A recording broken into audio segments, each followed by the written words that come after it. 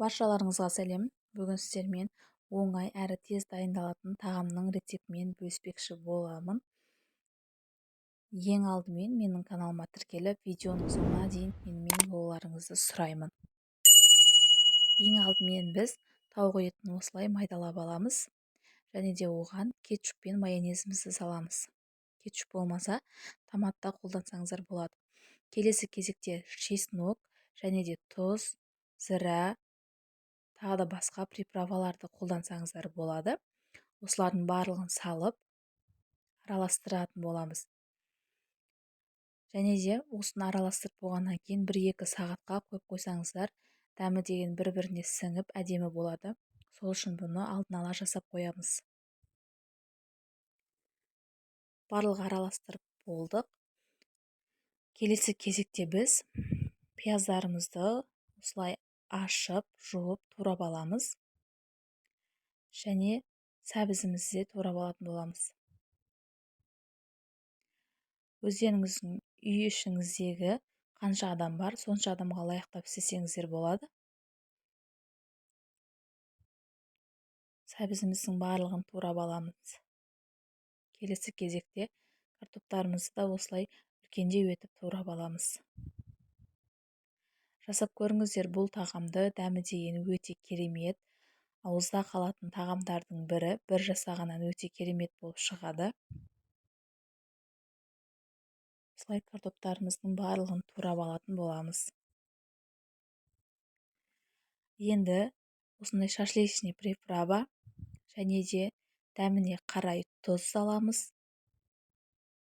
Және де кішкене сұйық май қосып жіберетін боламыз. Барлығын біркелкі араластырып аламыз.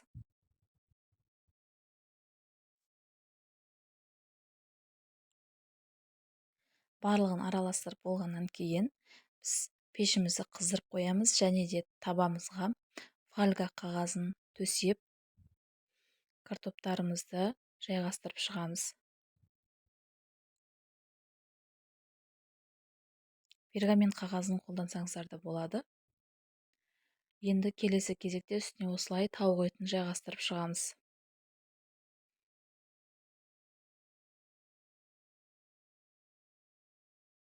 Осылай барлығын жайғастырып болғаннан кейін 180-200 градуста пісіреміз. Бетін осылай жауамыз. 1 сағат бетін фольгамен жауып пісіреміз. Жарты сағат фольганы алып тастап, тағы да 30 минут қосамыз. 1,5 сағатта бізде тамағымыз дайын болады. Көріп тұрғандарыңыздай, біздің тамағымыз бетін ашып тастадық. 1 сағаттан кейін өте керемет болып пісіп жатыр.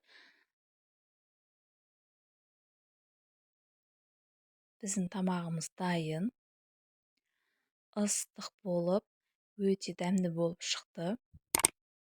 Достар, видеом ұнаса, лайк басып, комментария қалдырып тіркеліп кетіңіздер. Алдағы уақытта көптеген рецепттермен бөлісетін боламын. Картошкалары жұмсақ, еті де өте жұмсақ болып пісті.